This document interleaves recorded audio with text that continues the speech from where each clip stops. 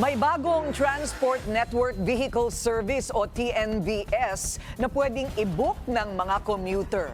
Ito daw ay mas mura sa nangungunang TNVS ngayon at 100% Filipino-owned pa. Ang detalye sa agenda report ni Sujin Kim. Isang all-Filipino transport network company ang ilulunsad sa Abril. Ito ang HAIL at balak nitong palawakin ang serbisyo nito sa 4 na rehiyon sa Metro Manila, Central Luzon, Calabarzon at Central Visayas. Target nitong maka-onboard ng hindi bababa sa 500 drivers kada rehiyon. Kung ikukumpara sa isa sa mga nangungunang ride-hailing app sa bansa, lumalabas na mas abot kaya ang pamasahe sa HAIL. Ayon sa aming paghahambing, nasa 6 to 8% na mas mura ang standard ride sa HAIL kumpara dito.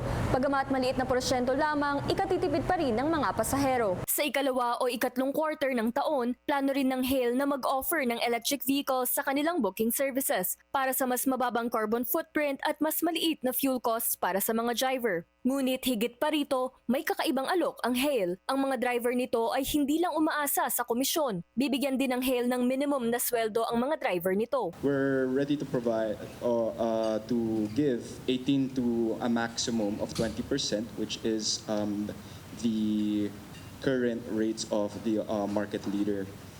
And we also want to guarantee our drivers consistent income. Meaning, for example, if they have a guaranteed income of 3,000 per day, they only get 2,007, we will be the one to shoulder the 300.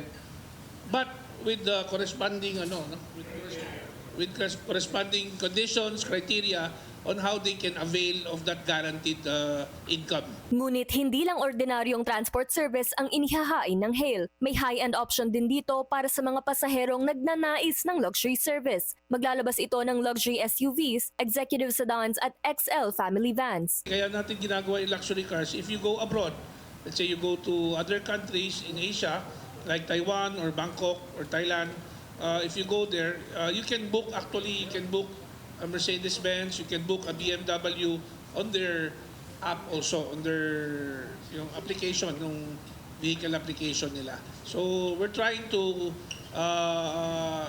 do that also here para to increase also our tourism. We're doing this to give also time or a chance for those car owners who have luxury cars who are really just parked in their garage, no. So at the same time, yung mga sasakyan nila, they can earn instead of nakapark lang sila ng 24 hours. Sa susunod na mga buwan, pag-aaralan din ng HAIL ang pagpapakilala ng proxy drivers. Ang isang proxy driver ay maaari mong i-book para i-drive ang kotse mo. Inaasahan itong ilulunsad sa huling quarter ng taon pero may mahigpit na background checks at safety measures para matiyak ang kaligtasan ng mga pasahero. We have to investigate our drivers, we have to check their background. So napakadelikado po kasi kung bibilisan namin yan, baka maging prejudicial or ma-jeopardize yung system ng HAIL. So linalagay namin sa later part of the year. Samantala, tiniyak ng HAIL na susunod sila sa lahat ng regulasyon ng pamahalaan, kabilang ang mandatory 20% fare discount para sa mga senior citizen, PWD at mga estudyante. Siniguro rin nilang hindi mababawasan ang kita ng mga driver dahil naka-integrate na ito sa fare structure ng app. Kasama rin sa serbisyo ng HAIL ang insurance coverage para sa mga pasahero at driver. Para sa agenda, Sujin Kim, Billionaire News Channel.